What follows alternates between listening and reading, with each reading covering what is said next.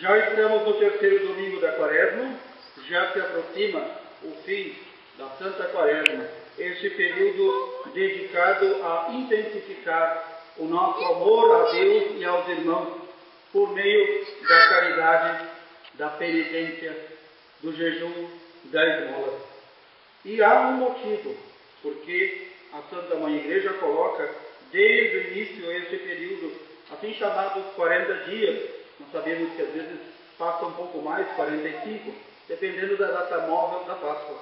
Mas aqui a centralidade da Palavra de Deus nos fala desde quando Deus se revelou a Moisés e pede que liberte o seu povo da escravidão do Egito. Este mesmo povo foi libertado. Este mesmo povo teve uma nuvem que o precedia, uma coluna de fogo, a presença de Deus. Este mesmo povo foi alimentado no deserto e mesmo assim, alimentado com o pão do céu e com a água que vem do céu, com as coisas santas de Deus, mesmo assim murmurou, reclamou contra Deus.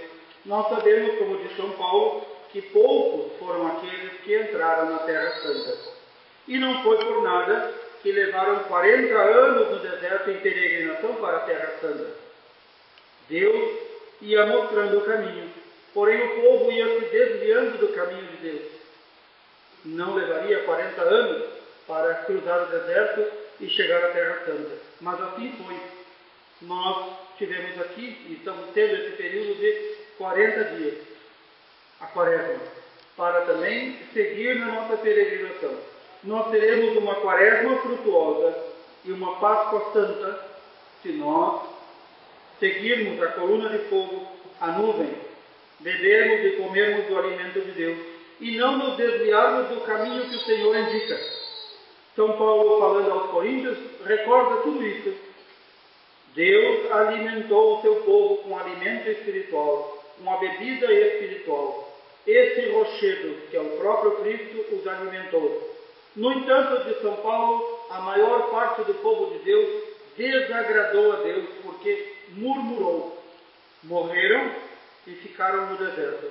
Como que dizendo, morreram e não foram nem sepultados.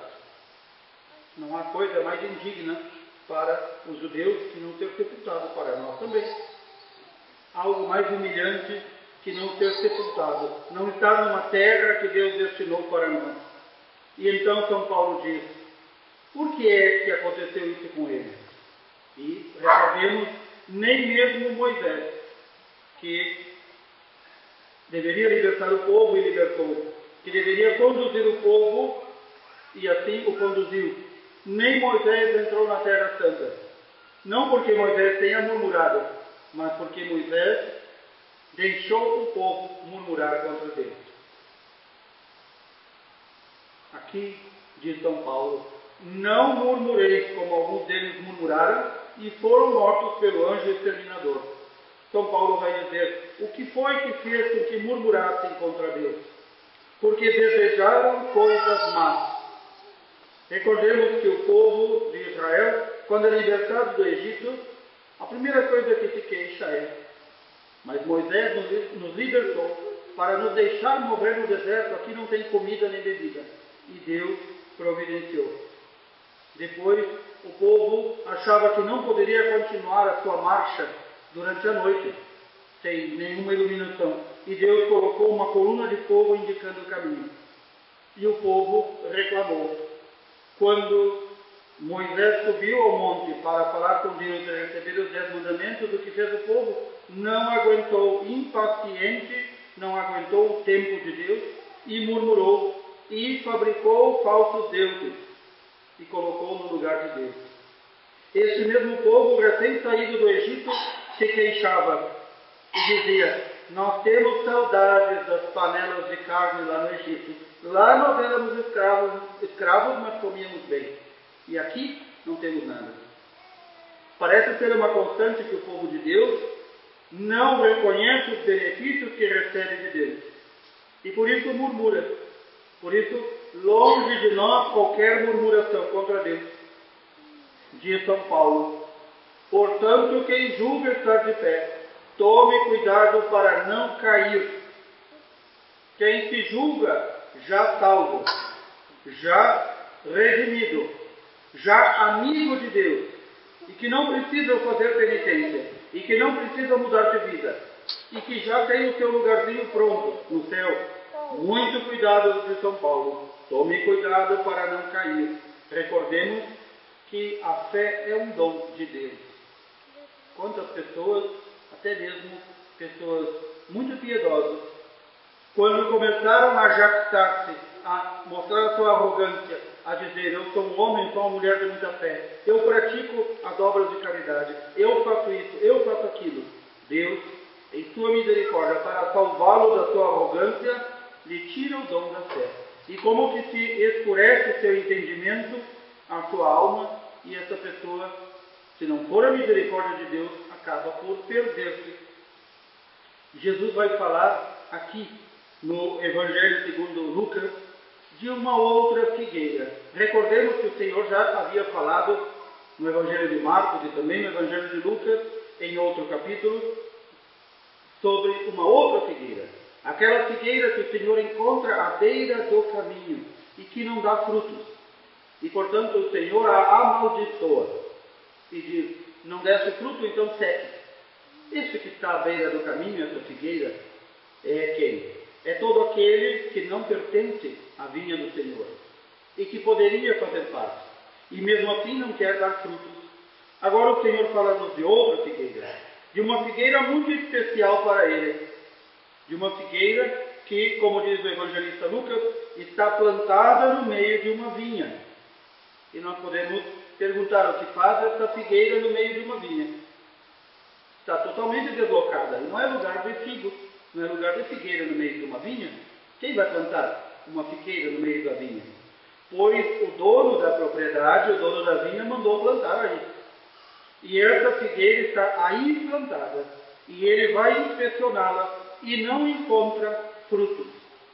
Diz este dono da vinha: já faz 3 anos que eu venho procurando figos nessa figueira e nada.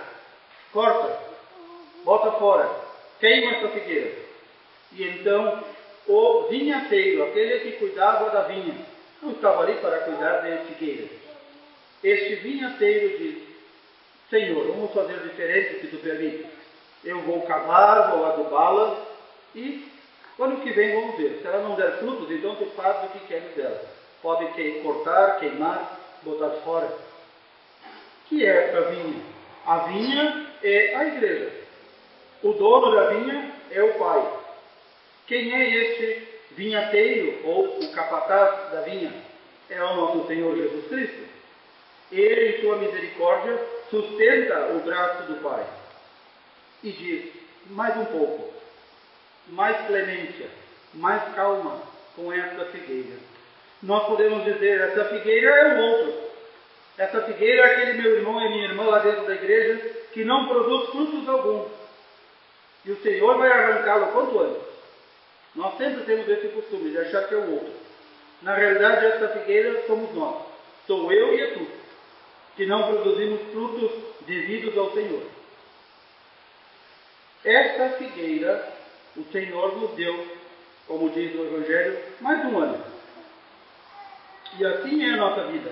A cada dia Ele dá mais um dia, para que nós nos convertamos, para que nós, adubados pela graça, cavados, para que nós recebamos todos os nutrientes da fé, e que demos frutos, e que rendamos. E nós, fazendo a contabilidade da nossa vida, que podemos apresentar de frutos ao Senhor.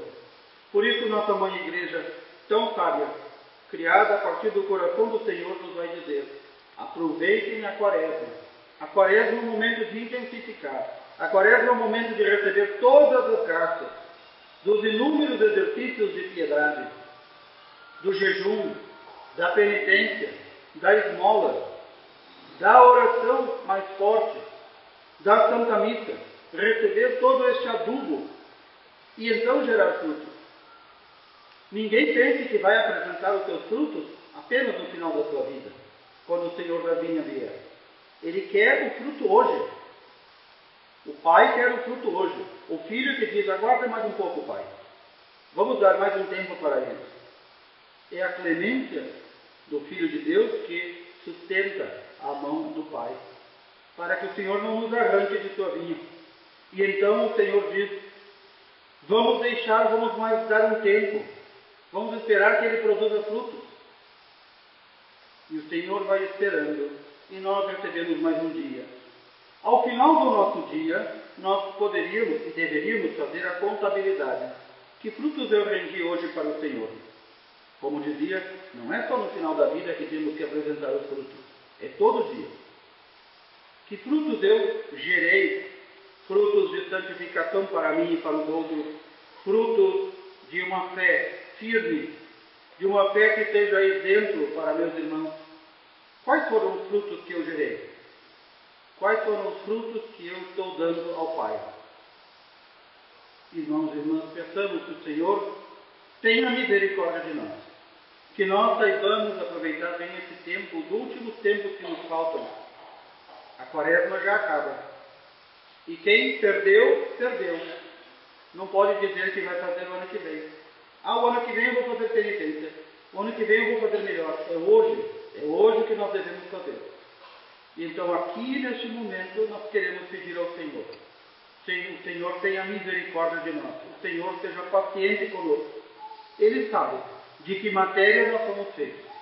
Ele sabe de que coisa muitas vezes nós nos apresentamos diante dele. E o Senhor tem paciência. O Senhor tem perdão e misericórdia. Voltemos todos ao Senhor. Não o abandonemos, para que não sejamos abandonados por Ele. Louvado seja nosso Senhor Jesus Cristo,